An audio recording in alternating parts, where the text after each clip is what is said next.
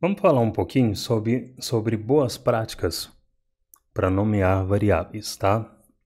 A gente já viu aqui os fundamentos de como criar e usar var, let e const no código, mas tem uma coisa importante que a gente precisa ver também, que é falar sobre nomes de variáveis, tá? Eu vou deixar só essa const ano atual para a gente começar focando aqui, sem ter muito código na tela. Olha só, algumas coisas eu já falei, mas eu vou pincelar novamente. Ano atual é uma frase comprimida em uma palavra aqui, né? Que a primeira letra da primeira palavra está em minúscula e todas as letras seguintes, se eu tivesse qualquer coisa aqui, observa que todas as palavras após a primeira palavra começam com letra inicial maiúscula. Tá? Isso aqui é uma convenção adotada pela comunidade JavaScript chamada Camel Case. Vou escrever aqui para você. Camel Case. Por que Camel Case, né? Porque algumas mentes muito criativas, quando liam isso aqui no passado, achavam que o fato de a segunda palavra em diante estar com a letra maiúscula parecia com as costas de um camelo. Essa é a explicação, tá? Mas enfim, é a convenção que você mais vai ver por aí para se nomear variáveis em JavaScript. E a convenção que eu recomendo que você use. Talvez em outras linguagens, como Rust, por exemplo, você vai ver isso aqui. Você vai separar as palavras por underline, underscore. Eu não me lembro se o nome dessa convenção aqui é Snake Case ou Rehab Case, algo do tipo. Mas enfim, não importa. Isso aqui você não vai usar no JavaScript, tá? Pelo menos você vai não como convenção. A maioria das constantes e variáveis que você vai nomear vão ficar assim. Ano atual, camel case, costas de camelo. Tá bom? Uma outra coisa que você tem que ter muito cuidado ao nomear e usar suas variáveis é que variáveis em JavaScript são case sensitive. Vou escrever novamente. Case sensitive. Tá? O que isso quer dizer? Quer dizer o seguinte. Se eu vier aqui embaixo e usar um console.log e dentro desses parênteses eu inserir ano atual com A minúsculo, o JavaScript vai tratar isso aqui e isso aqui como não sendo a mesma coisa. Aqui nessa linha 3, o que vai acontecer? O JavaScript vai procurar uma const, uma var, uma let, declarada com A minúsculo, com o atual aqui, esse atual com A minúsculo. E isso não existe. Se você salvar um erro, vai ser lançado no código. Olha o que ele está falando. Reference error não capturado. Ano atual não está definido. Por que não está definido? Porque não existe ano atual com A do atual, a primeira letra de atual, minúscula. Você declarou aqui em cima com A maiúsculo. Então tenha muito cuidado com isso, tá? Quando você... Inclusive, existem alguns casos em que eu vou recomendar fortemente você não usar autocomplete, tá? E eu vou falar mais sobre isso daqui a pouco ou mais à frente, mas quando se trata de você usar uma variável que você já declarou no seu código, é interessante, na minha opinião técnica, você usar autocomplete. Ou seja, no momento que você começar a digitar aqui ano, você vai ter essas opções, você vai ter aqui a opção da const que você criou. Qual que induz mais ao erro? Você usar autocomplete aqui nesse caso ou você inserir digitar manualmente. Nesse caso, você pode cometer typo, né? O que é typo? Vou falar aqui, não é porque eu quero falar bonito não, tá? É porque isso aqui é o que você vai encontrar na literatura. Eu tenho que te passar a real aqui do que você vai encontrar por aí. Typo. O que é typo? É erro de digitação. Pode acontecer? Ou se pode. E como acontece? Tá? Tudo isso porque, neste caso, você não se beneficiou do autocomplete. Pô, velho, você já declarou, já teve o trabalho de pensar no nome da variável, de nomear a variável. Para usar ela no seu código, você pode usar o autocomplete. Então não tem nada de mais nisso. Autocomplete é prejudicial em outras situações, que eu vou falar daqui a pouco. Mas aqui nesse caso, autocomplete vai te salvar de erros desse tipo, tá? Então, aqui nesse caso eu recomendo que você use o autocomplete sim. Quando é caso de simplesmente usar a sua variável no seu código. Isso vai te poupar de dor de cabeça de ter erros que você não estava esperando, porque você digitou uma letra errada. Não é que é errada, né? Você digitou uma letra diferente de como a variável foi declarada. Tá bom? E o mesmo vale para na hora de declarar, tá? Para o JavaScript, ano atual, tudo minúsculo, é diferente de ano atual com o ano atual maiúsculo. Então toma muito cuidado com isso. Você pode fazer isso aqui por acidente no seu código e usar uma variável, uma const, quando você queria estar usando outra. Isso aqui pode acontecer, tá? Porque são duas coisas diferentes. As duas funcionam. Tá? As duas funcionam. Então, muito cuidado com isso.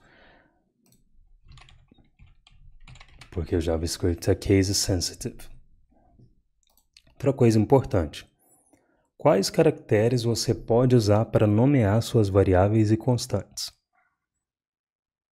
Quais caracteres? Olha só. Você pode usar para nomear suas variáveis e constantes qualquer forma que possibilite um identificador ser nomeado em JavaScript. Já vou falar. O que é identificador?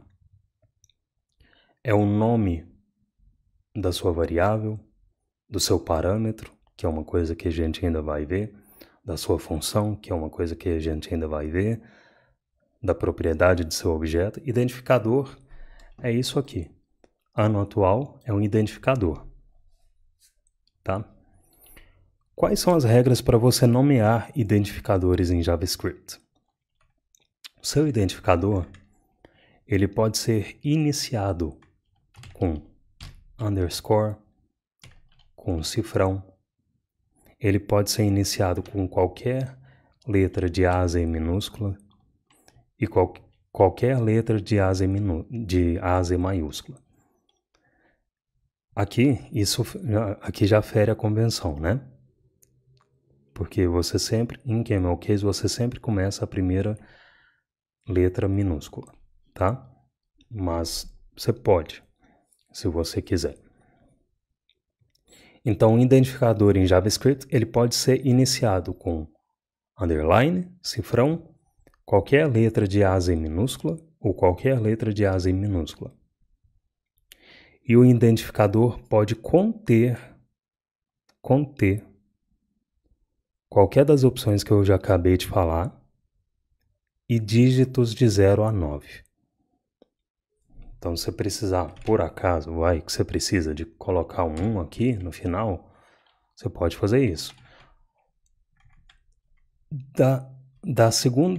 Do segundo caractere do identificador em diante, você pode inserir um número, tá? Aqui, no início, pode? Não. Não pode. Ah, por que não pode? Porque a linguagem funciona assim. Tem coisas que, se a gente ficar procurando o porquê, a gente não sai do lugar. Essa é uma delas, tá? Só aceita. Só aceita que a linguagem funciona assim.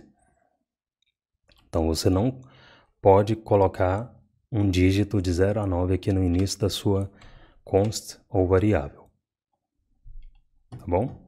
E aí, o identificador ele pode conter qualquer caractere Unicode. O que é Unicode? Unicode, vou escrever aqui para você. Unicode. Unicode ele é um padrão de codificação de caracteres que representa todos os caracteres de escrita usados no mundo. Isso é um padrão Unicode, tá? Você pode usar caracteres especiais como cedilha e acentos. Você pode usar, mas não deve usar, tá? Porque você deve facilitar ao máximo a vida de outros programadores que leiam o seu código. Então, em um URL, por exemplo, né, dá ruim usar caracteres especiais. Então, se você tem uma URL, mais você.com.br,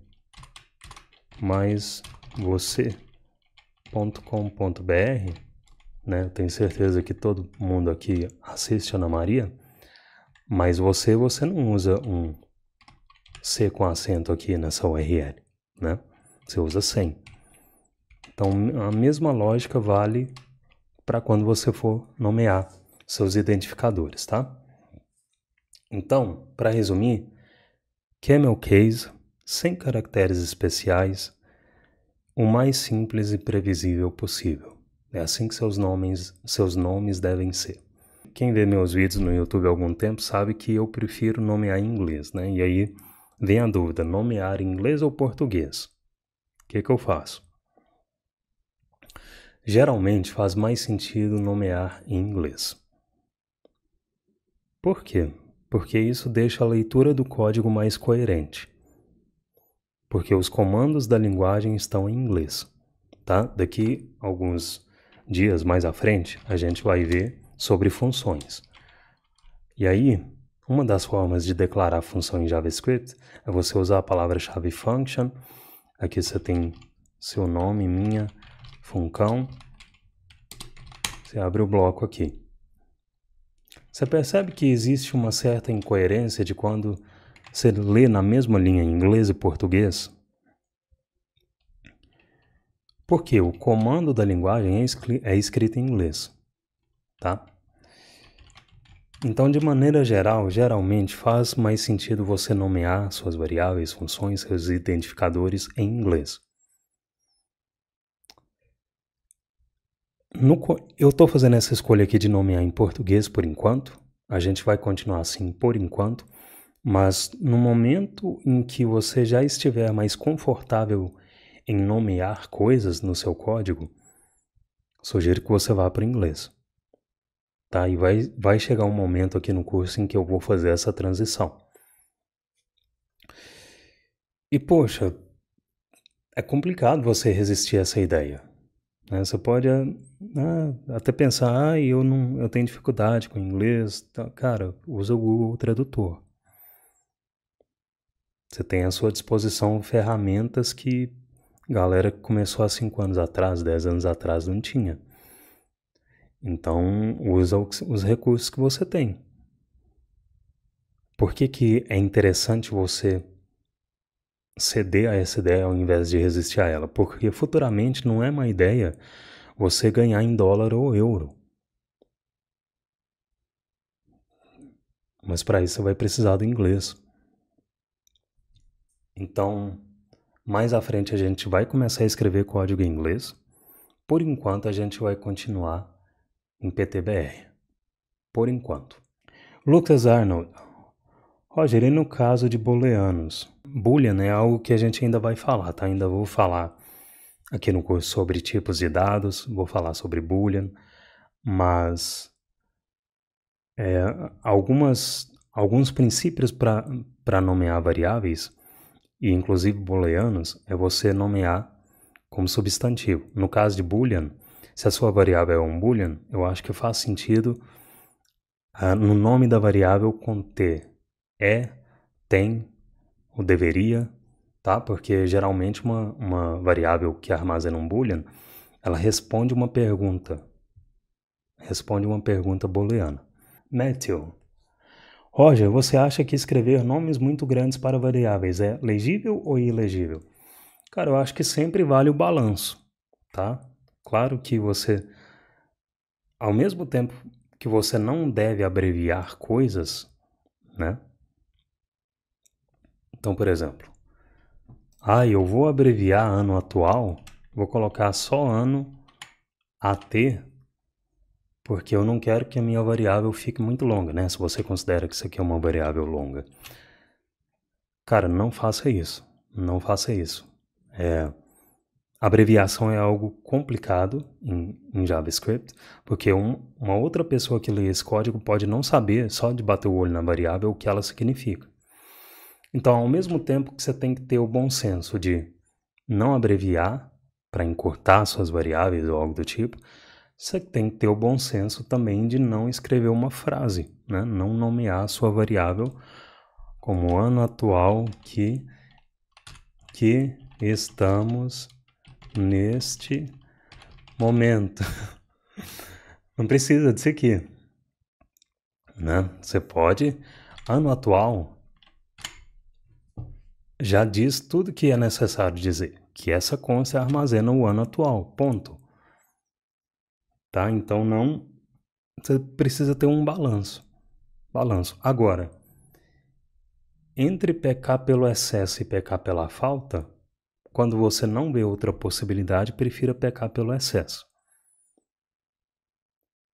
Então, se a gente fosse escolher um dos dois extremos, é preferível que as suas variáveis sejam maiores e mais descritivas do que menores e com mais abreviações ou algo do tipo. Tá? Mas, dito isso, o ideal é você sempre buscar um balanço. Marcos Lage, var e let seria a mesma coisa, só que var está depreciado, seria isso? Marcos, eu falei sobre isso em aulas passadas, recomendo que você volte lá depois, tá?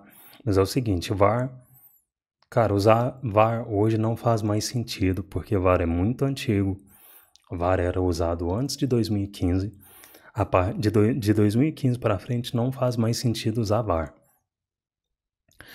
Porque var tem uns problemas sérios de escopo. VAR tem problema sério de escopo. A gente ainda não viu o escopo aqui na série, mas quando chegar o momento, vocês me lembrem, eu vou anotar também, mas na hora de apresentar escopo, eu quero apresentar os problemas que VAR tem de escopo, tá? VAR, dependendo do escopo que você declara ela vaza para o escopo global. E é um assunto mais avançado, mas quanto menos variáveis globais você tem na sua aplicação, melhor. Né? Porque quanto mais variáveis você tem, mais você pode mudar a sua variável de qualquer lugar da aplicação. E isso pode ser muito problemático, principalmente em aplicações robustas. Quanto menos variáveis globais você tiver, melhor, de preferência nenhuma. Tá, vamos falar um pouquinho, já que vocês estão tocando nesse assunto também, sobre como nomear bem uma variável, tá? Só uma coisa que você precisa ter claro, isso vem com a prática e com o tempo. Não vem de uma hora para outra. Nomear coisas em código não é fácil. Tá? Inclusive, eu já vi na literatura, você vai encontrar uns autores aí dizendo que pouca coisa é mais difícil em uma aplicação do que dar nome para as coisas. Tá? E isso, em algumas aplicações, isso pode ser verdade. Então, não se preocupa em ficar na neura de como que eu nomeio bem essa variável? Cara, relaxa. Você está começando agora, você está aprendendo e provavelmente no começo seus nomes não vão ser os melhores, mas é isso aí, com a prática e com o tempo você vai ganhando quilometragem nisso. Mas o que eu recomendo até agora do que a gente já viu é que você prefira nomear suas variáveis e constantes como substantivos. Uma variável ou uma constante sempre deve ser um substantivo. Você deve evitar verbo, por enquanto. Verbo você vai usar quando a gente começar a ver função. Mas quando é uma variável, eu recomendo que você prefira substantivo. Ano atual é um substantivo. Esse nome está descrevendo a substância, se a gente pode chamar assim, a substância do que está sendo armazenado, que é o ano atual, né? O que você não deveria fazer aqui? na minha recomendação é nomear isso aqui. Eu tô com o cursor aqui no nome da variável, da const, vou pressionar F2 para renomear ela em todos os outros lugares do código que ela é usada, tá? Então, o que eu não recomendo você fazer aqui? Por exemplo, pegue ano atual. Viu o que mudou aqui? Isso aqui não faz sentido. Pegue ano atual é um verbo. Não precisa nomear suas variáveis ou constantes como verbos, tá? Então aqui seria ano atual um nome mais adequado. Você sempre deve preferir substantivo, igual a gente já viu nas aulas anteriores. Const, idade, substantivo. Const, que mais? Ano, nascimento, substantivo. Percebe que não tem verbo aqui? Então deixa para nomear como verbo quando a gente estiver aprendendo sobre funções lá na frente. Tá bom?